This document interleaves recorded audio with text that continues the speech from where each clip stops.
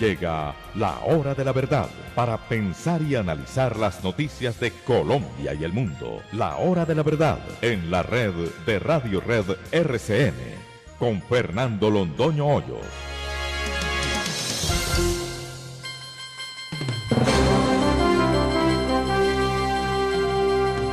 Muy buenos días. Son las 6 de la mañana de este lunes 9 de septiembre de 2019. Esta es la hora de la verdad. Y estos son temas y asuntos que trataremos en la grata compañía de ustedes durante las próximas horas. En unas horas se supone que el Consejo de Estado se pronuncie sobre el fracking. Vamos a ver qué dicen estos magistrados que de eso no saben nada, pero definitivamente quien está administrando el país son los jueces a través de las tutelas y a través de un poco de acciones que se han inventado, y los jueces son los que determinan si hay fracking o si no hay fracking, si se fumiga o no se fumiga.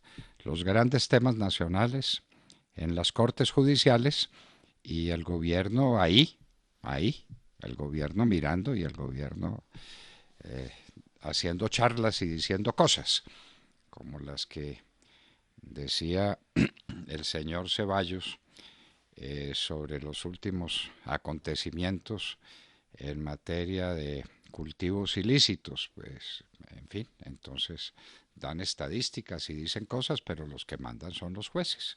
Y eso no es bueno.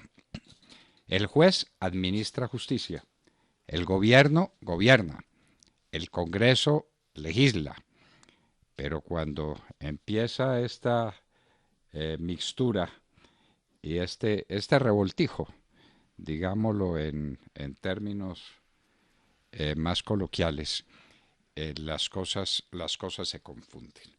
Y vienen procesos como los que denuncia Juan Lozano hoy, una excelente columna en el diario El Tiempo, sobre el descrédito en que han caído todas las instituciones.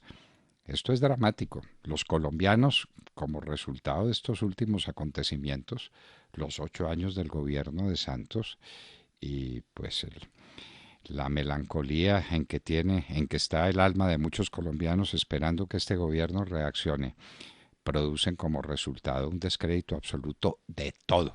La gente no está creyendo en nada. Pero volvamos al tema, ¿qué va a pasar con el fracking? Vamos a ver qué dicen los consejeros de Estado sobre la materia. Colombia no es viable sin fracking, queridos amigos. La tensión en la frontera. Ya pues en las últimas horas Maduro como que se cansó, ya mostró la gente allá disparando y tal vez alcanzó a mostrar algunos tanques que iban camino de la frontera. Y a ver, ¿y qué? Esas bravuconadas, ¿para dónde conducen? La gente en Venezuela tiene hambre, está desesperada, al país se lo robaron, no hay atención médica en ninguna parte, recibiendo limosnas de la ONU y las limosnitas que llegan por ahí para poder hacer una cirugía aquí o allá. Esto es una tragedia en el país más rico de América.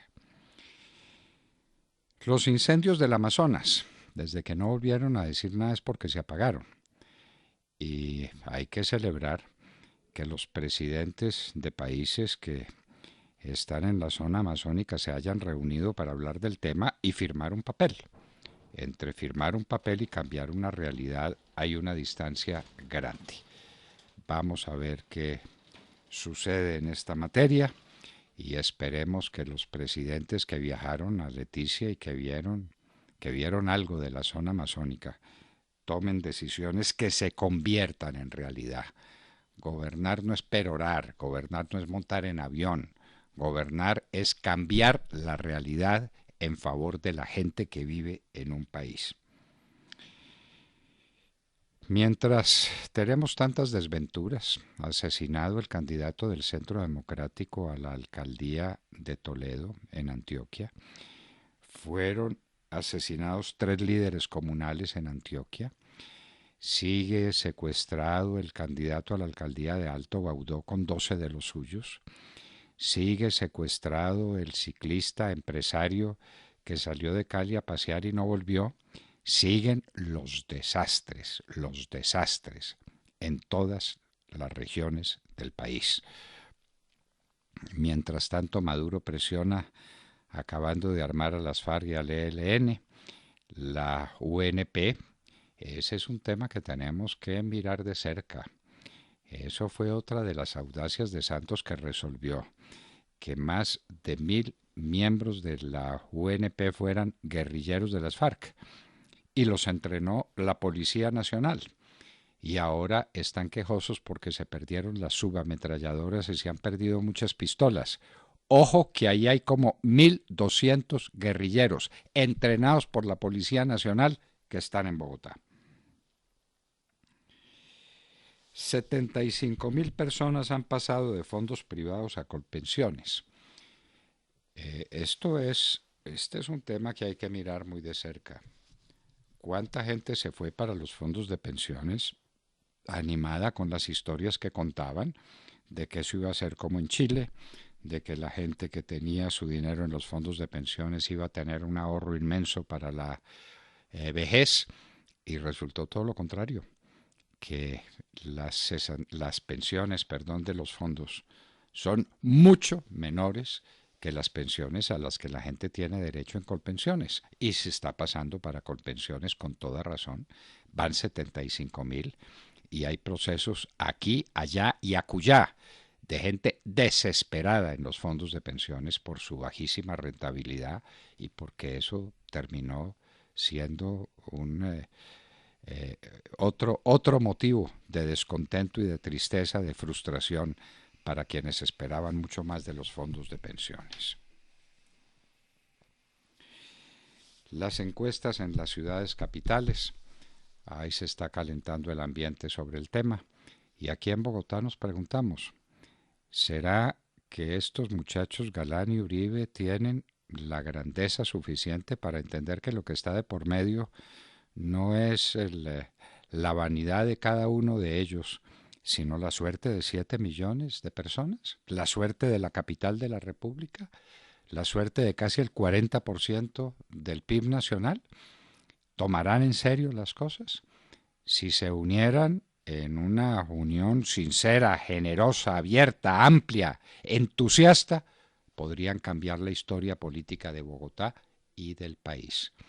Ya en las elecciones de Petro les faltó grandeza, con un mismo personaje, el señor Galán, más otros dos jóvenes que prefirieron sus pequeños cotos de casa a la suerte de Bogotá. ¿Pasará otra vez el mismo tema? En Corinto, Cauca, se produce el 60% de la marihuana crepi. Buena noticia, la peor de todas. Donde hay cultivos ilícitos hay violencia, hay destrucción, hay caos. Corinto es una tragedia y produce el 60% de la marihuana crepi, que dicen que es una cosa de excelentísima calidad. Muy bien, ahí estamos pues. La ONU se pronuncia en favor de Alex Bernó. El gobierno y los jueces se quejan amargamente porque se pronunciaron en favor de Bernó sin haber oído las acusaciones que hay en su contra, la realidad vista desde la otra perspectiva, desde la otra visión. Esa es la ONU, ahí está retratada. La financiación de Pacific Rubiales a la campaña de Santos. Ese es otro tema que hay que mirar de cerca y hay que esperar cómo son las investigaciones que se hacen. Está clarísimo que Pacific Rubiales contribuyó a la campaña o a las campañas de Santos. En la última grabación que se escucha, porque son grabaciones clarísimas, la persona encargada, una mujer encargada de estos temas, le dice a su gran jefe: ya para Santos van 11.000 millones de pesos. Dicen que también le dieron a la campaña de Oscar Iván Zuluaga. Lo dudamos, y si dieron alguna cosa, estamos seguros de que eso está registrado. Pero los aportes de Pacific Rubiales, y vamos pues en los aportes de Odebrecht, en los aportes de Pacific Rubiales, en los aportes de cuantos más. de cuántos más.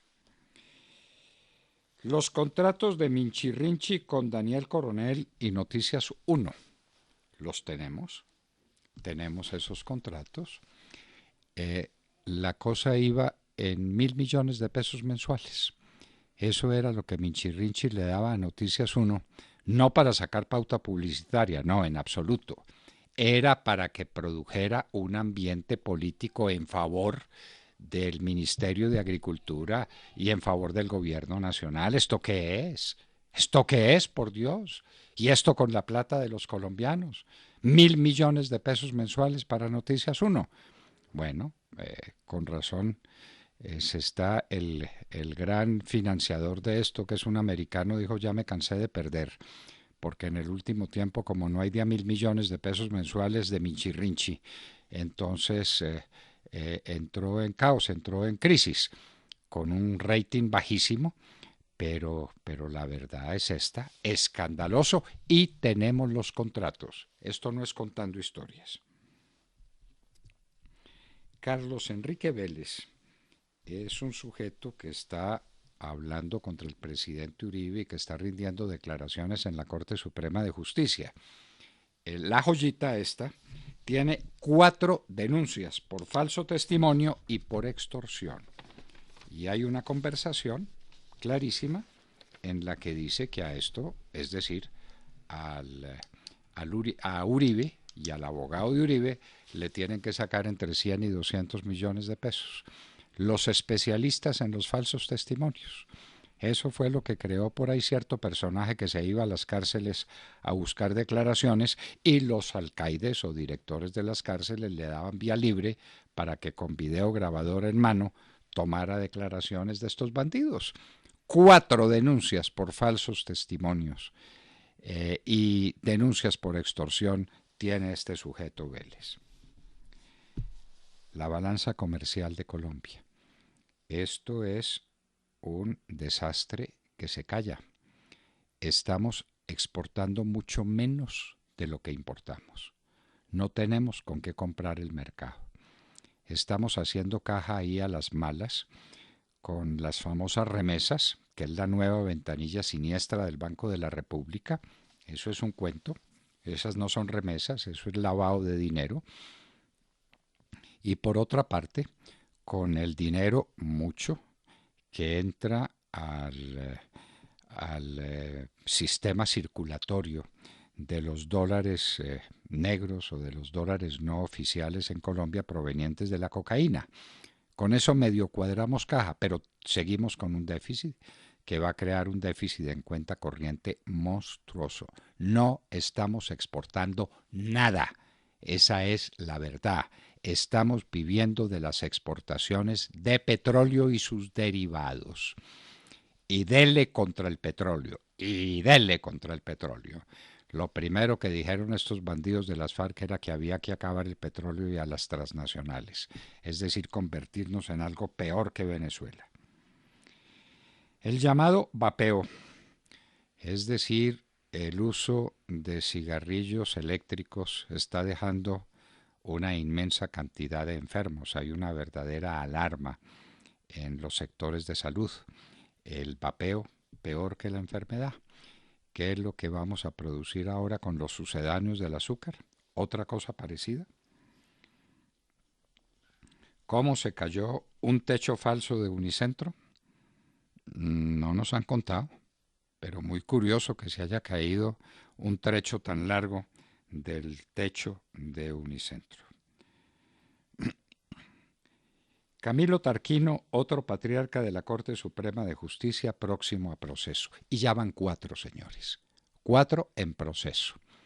No se ha vuelto a decir nada de la situación de Patiño y no han vuelto a dejar hablar a Moreno. Dejen hablar al Moreno. Déjenlo hablar. ¿Por qué le callan la boca? Él tiene mucho que contar para que nos demos cuenta del nivel de la tragedia que tenemos en la Corte Suprema de Justicia. Es que por ahora 4 magistrados procesados penalmente por bandidos, por ladrones, por vender sentencias judiciales. Esto es una vergüenza como no lo habíamos tenido nunca en la historia de la República. Nunca. Mancha de crudo recorre el río Tibú. Noticia también que pasa desapercibida. Ya pues Ecopetrol está tratando de hacer lo que puede en medio de circunstancias muy adversas porque los bandidos no dejan acercarse a los técnicos a ciertos lugares.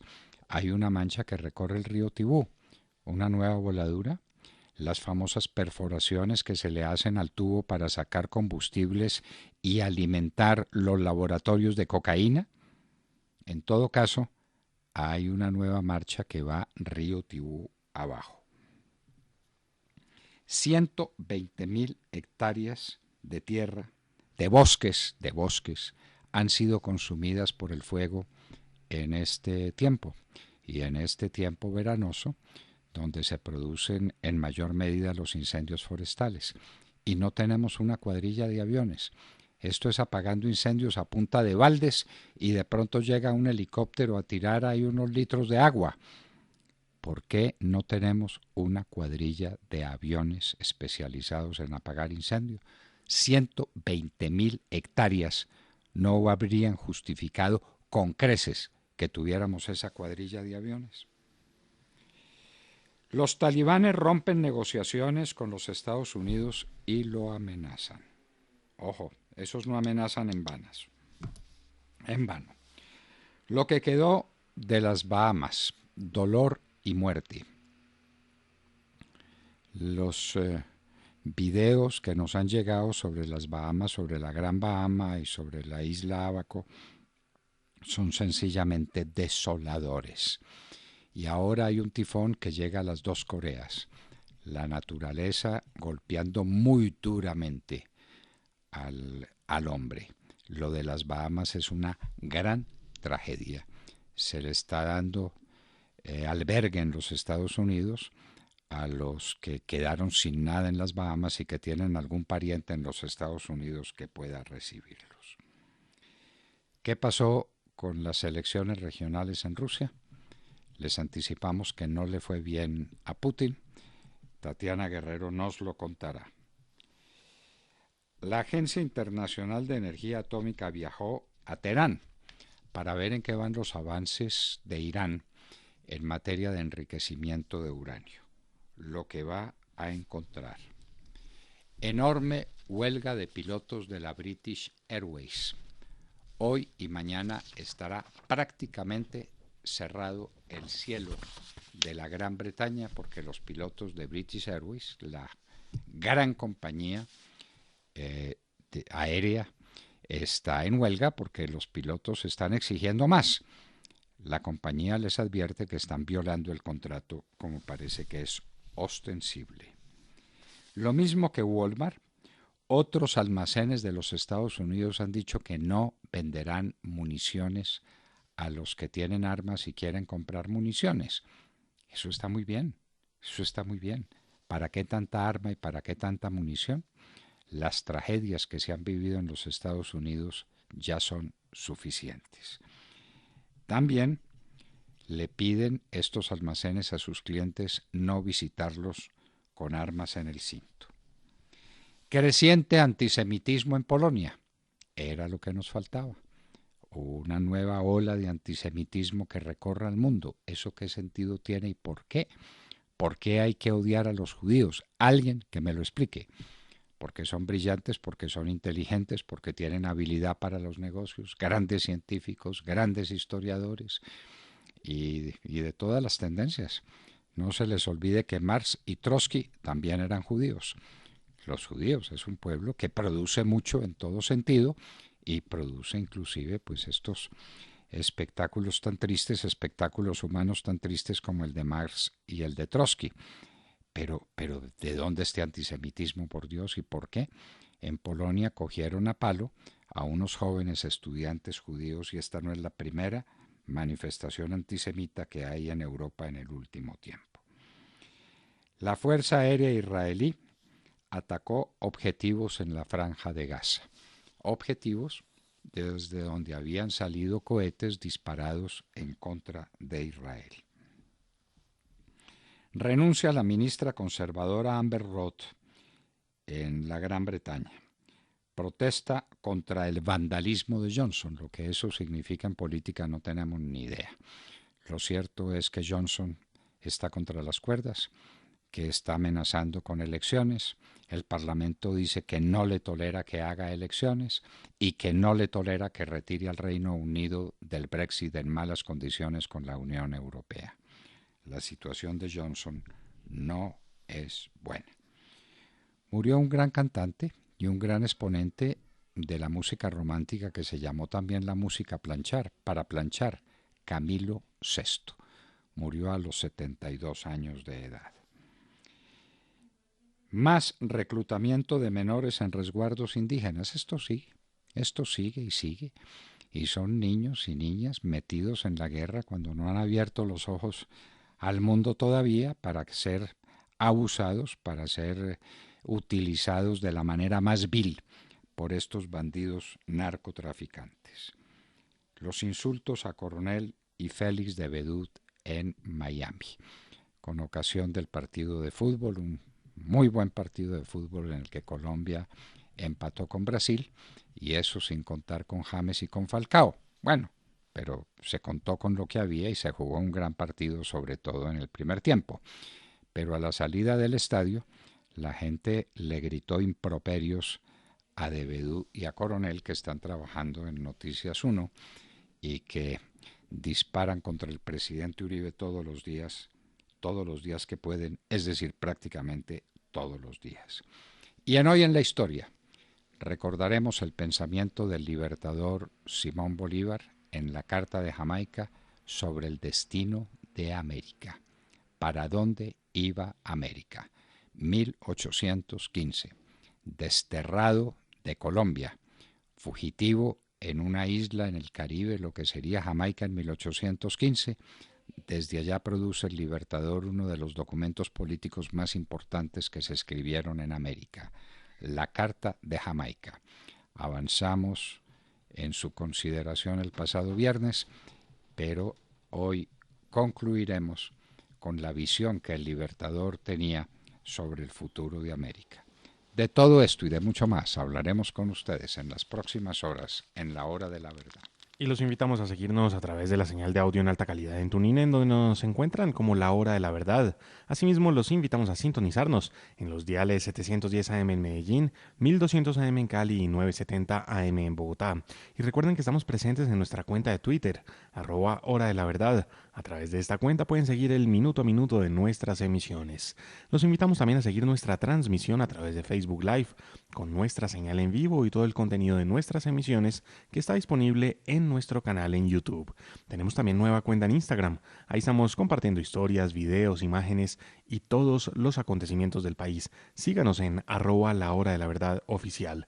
No olviden visitar nuestra página de internet www.lahoradelaverdad.com.co, en donde pueden sintonizarnos y compartir sus opiniones a través del chat. En Colombia son las 6 de la mañana, 24 minutos. Comenzamos ya. Bienvenidos. En la red de Radio Red RCN, La Hora de la Verdad, con Fernando Londoño Hoyos y su equipo periodístico.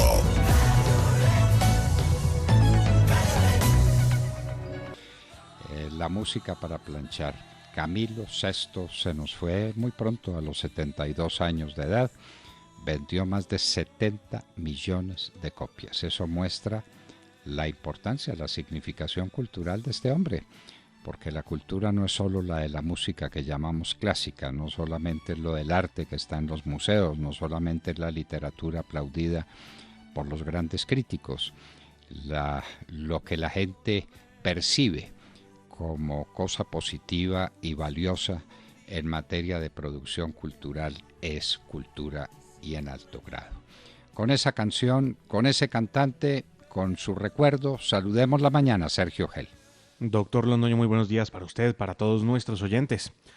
Uno no quisiera saludar a la mañana dando estas noticias, pero la realidad y la tragedia nacional nos obligan a abrir esta semana informando de otro hecho de violencia, esta vez contra Orley García, candidato del Centro Democrático a la alcaldía de Toledo en el departamento de Antioquia.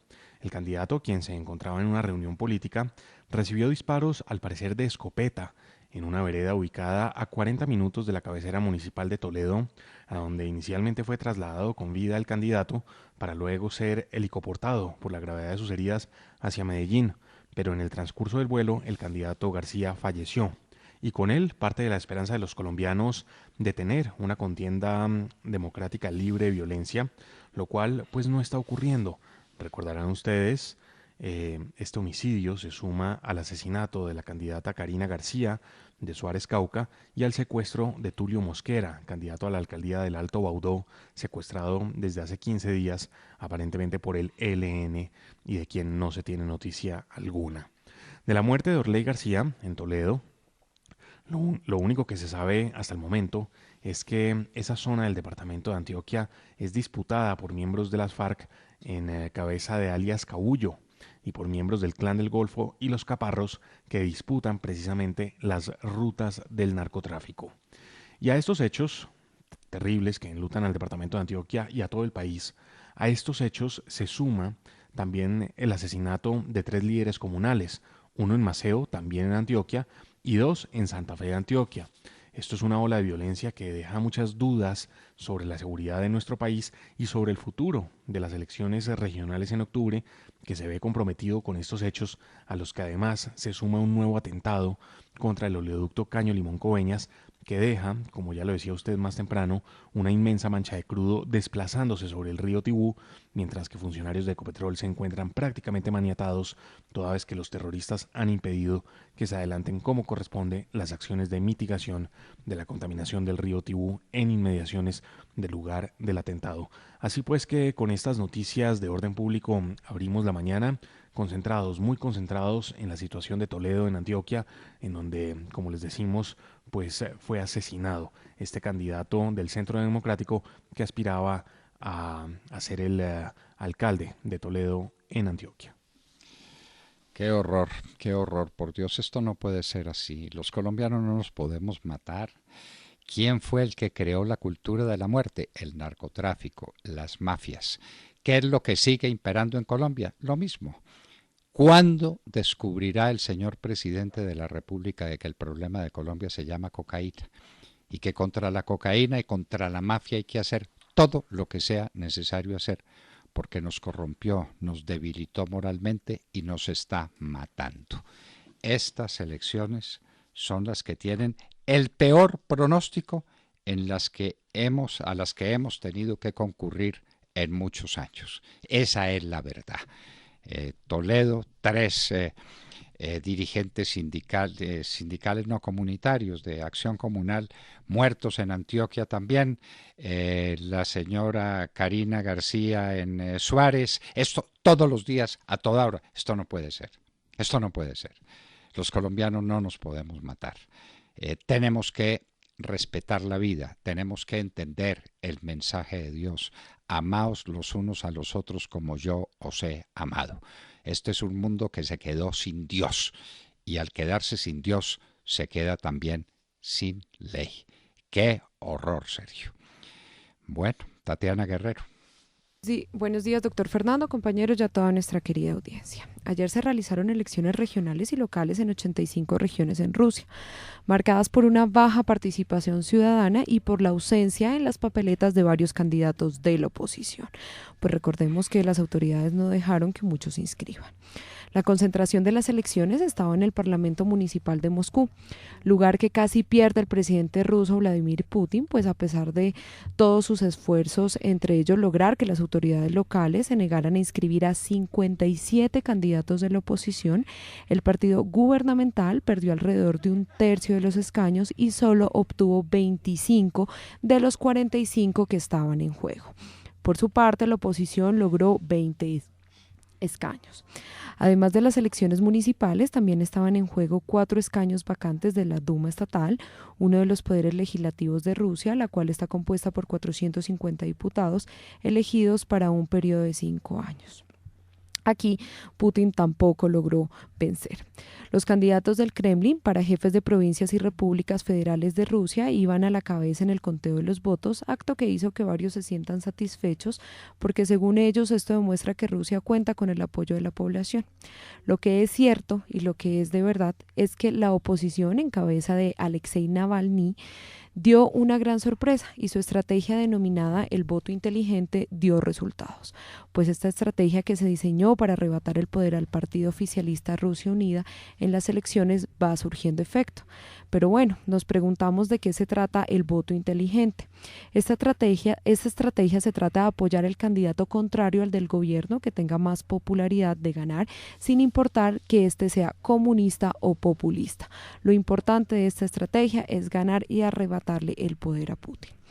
En San Petersburgo, Alexander Beglov, aliado de Putin, consiguió 64,68% de los votos, según el 93,18% de las actas escrutadas. Su victoria, la verdad, pues no fue tan victoria, pues fue facilitada por la retirada reciente de su principal competidor, un candidato comunista. Hoy se terminan los escrutinios en Rusia y se sabrán los resultados finales en unas elecciones muy duras para el presidente de esa nación. Parecería que la gente se cansó de ese régimen. Todos esos regímenes cansan, fatigan. Cuando los regímenes ya se salen de los moldes normales de una democracia abierta y de una democracia que se repone y que tiene figuras nuevas y que tiene estilos nuevos, la gente empieza a fatigarse. Y Putin está cansando a la gente como estas elecciones lo demuestran, no cabe duda. De Mar Córdoba. Doctor Fernando, compañeros de la mesa, oyentes de la hora de la verdad, muy buenos días. Pues las cosas no podían estar peor respecto de lo que tenemos que mirar en Venezuela y Colombia, pues es muy probable que tengamos que admitir que las cosas con la narcodictadura de Nicolás Maduro pueden ser peor de lo que ya son por cuenta de las amenazas constantes del tirano del vecino país, que tiene como arma secreta una importante cantidad de narcoterroristas de las FARC y del ELN que, como lo dijo la diputada venezolana en el exilio, Gaby Arellano, se pasean por Venezuela en camioneta blindada como si fueran ministros. Nadie va a denunciar a Santrich, ningún funcionario. ¿Qué pasa con escoltas? O sea, tiene 12 motorizados atrás de sus carros. A Iván Márquez lo han visto en Guárico, lo han visto en Apure. Y hemos tratado de tener una foto y por alguien sacar un celular, es allanado todo un pueblo. Santrich e Iván Márquez no son unos guerrilleros en Venezuela, son ministros, son parte de acuerdo con una investigación de la revista Semana, con fundamento en documentos oficiales de inteligencia de Venezuela, las órdenes para proteger, entrenar y ayudar a las FARC son directas de Maduro, quien sabe que su estabilidad depende, entre otras cosas, de los terroristas de las FARC que ayudan con cientos de millones de dólares del narcotráfico a su dictadura. No en vano escuchamos a Carlos Antonio Lozada desde Caracas hablar de la lucha bolivariana que los une a los dos, tanto al tirano de Venezuela como a ellos como grupo armado. Hermanos de patria, venimos a ratificar que no están solos en esta lucha contra el imperialismo norteamericano. Somos conscientes que tenemos por delante un reto inmenso: acabar de construir la patria bolivariana que ustedes han iniciado. Todo se sabía, o será pura coincidencia, que las FARC, que están en el Congreso de la República, visitaron a Venezuela apenas unas semanas antes de que el brazo armado con Iván Márquez, Santrich, alias El Paisa, aparecieran armados declarando la guerra al Estado colombiano. De acuerdo con la revista Semana, que tuvo acceso a un gran número de documentos e informes de inteligencia venezolanos emitidos por el Servicio Bolivariano de Inteligencia Nacional SEBIN y por la Fuerza Armada Nacional Venezolana, la FAMP, que evidenciarían la estrecha relación entre las guerrillas colombianas y el gobierno de Nicolás Maduro en Venezuela. Revelan estos documentos no solo la protección que le ha brindado el gobierno venezolano a los terroristas de las FARC, sino también a los terroristas del ELN, que a fin de cuentas vienen a hacer exactamente lo mismo.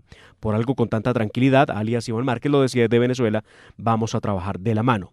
De acuerdo con lo que se puede leer en Semana, uno de los documentos más reveladores es un memorando firmado por el almirante Remigio Ceballos, comandante estratégico operacional de las Fuerzas Armadas de Venezuela, en el que presuntamente le ordena al Ejército Bolivariano y a la Guardia Nacional Bolivariana y a la Milicia Bolivariana que eviten enfrentarse como sea con los grupos rojos. De acuerdo con Semana, este es el código que le dan a las guerrillas del ELN y a las FARC. En ese mismo memorando se revela por parte de la revista que Ceballos ordena suministrarles ayuda y capacitación a los movimientos guerrilleros, algo que demostraría que los del régimen venezolano tienen pleno conocimiento del paradero de los guerrilleros colombianos. De hecho, el documento tiene fecha del 10 de agosto del 2019, 2 semanas antes de que alias Iván Márquez, Santrich, El Paisa y Romaña anunciaran el regreso como grupo insurgente FARC a la lucha armada. Entre tanto, en Colombia seguimos esperando, doctor Fernando, que aparezcan 20 subametralladoras que se perdieron en manos de los esquemas de protección de las FARC que pertenecen a la Unidad Nacional de Protección. Hay que recordar que por cuenta del acuerdo con las FARC se estableció que 1.200 hombres de esa guerrilla entrarían a tomar control en parte de la Unidad Nacional de Protección, poder que les sirvió para, entre otras cosas, desaparecer estas armas que no sabemos dónde las tienen, o más bien lo que sí sabemos es quién las tiene. La paz de Santos nos está saliendo más cara que la mal llamada guerra de Uribe. La llamada guerra de Uribe, que no fue otra cosa que el imperio del derecho para imponer la seguridad, que es el valor jurídico fundante, el primer valor sobre el que se edifican todos los demás. Y ahora pues este temita, es que hay cosas que no se hacen en balde. Entrenar por la Policía Nacional 1.200 bandidos de las FARC y entregarles armas y subametralladoras que no tienen ningún otro esquema de protección, tiene subametralladoras. Las subametralladoras son para proteger a los bandidos de las FARC. Y se perdieron las subametralladoras. ¿Y quién las encontrará? Bueno, cuando tengamos que lamentar algún dolor, aparecerán algunas de esas subametralladoras. ¡Qué horror! Y en Venezuela, el señor Maduro apoyando a las FARC y al ELN porque son su fuente de ingresos de mar. Es que Maduro está viviendo del narcotráfico. Y entonces le da todas las garantías a esos que llaman los rojos, que son los bandidos que se van para allá llevándoles cocaína y los dólares que eso produce. Tata Castro, la cara amable de la noticia del día. Muy buenos días a todos. Terminó el US Open, el abierto de los Estados Unidos de tenis, finalizó ayer en Nueva York y Colombia hizo historia en el último Grand Slam de la temporada. Por un lado, Juan Sebastián Cabal y Robert Farah se quedaron con el título en doble masculino luego de vencer en la final en 2 sets a la pareja conformada por el argentino Horacio Ceballos y el español Marcel Granollers. Los colombianos han tenido un 2019 de ensueño, ya que venían de ganar en Wimbledon y así obtuvieron su segundo grande el mismo año que comenzaron sin saber que era ganarse uno. Con esa victoria siguen como la pareja número 1 del mundo en el ranking mundial y su próximo reto será el torneo de maestros en Londres, que reúne solo a los 8 mejores de la temporada en noviembre, y la Copa Davis. También los tendremos en una exhibición en Bogotá en el mes de diciembre frente a los famosos hermanos Bryan de Estados Unidos. Por otro lado, la colombiana María Camila Osorio ganó el US Open en la categoría junior individual, luego de vencer con mucha facilidad ayer en la final a la estadounidense Alexandra Yepifanova, con parciales de 6-1 y 6-0, obteniendo así la norte santanderiana el primer título de Grand Slam en sencillos para Colombia. De esta forma, Osorio cerró su ciclo juvenil para comenzar a competir en la WTA, ya que en diciembre cumple 18 años. El tenis colombiano hizo historia en Nueva York, doctor Londoño. En la Gran Manzana dejaron muy en alto el nombre de Colombia. Adiós al último torneo grande de este 2019, que mostró que en esa ciudad se viven grandes cosas. El título número 19 de Grand Slam para Rafael Nadal, en una final apoteósica frente al ruso Medvedev ayer de casi 5 horas. Y el título por primera vez de una canadiense en un Grand Slam. Bianca Andreescu, con solo 19 años, venció a Serena Williams en la final femenina. Ojalá los triunfos de estos colombianos hagan que nosotros todos los colombianos volvamos los ojos hacia este deporte magnífico, hacia el tenis, que nos está dando estas satisfacciones y nos está demostrando que sí podemos. Gracias a Juan Sebastián Cabal, gracias a Robert Farah y gracias a esta niña Osorio, un prodigio del tenis mundial. Gracias porque incita a muchos jóvenes a practicar un deporte tan hermoso como el tenis. Y en un minuto estaremos con el profesor Olavo de Carvalho, periodista y escritor brasileño, que nos hablará no solamente de los incendios de la Amazonia, sino de las razones por las que el actual presidente del Brasil, convaleciente de la herida que le causó un salvaje que lo apuñaló en la campaña por la presidencia del Brasil, decimos la baja imagen favorable que tiene cuando tenemos noticias de que se están haciendo cosas maravillosas desde el gobierno del Brasil. El profesor Olavo de Carvalho estará con nosotros en un minuto. Son las 6 de la mañana, 43 minutos. Esta es la hora de la verdad.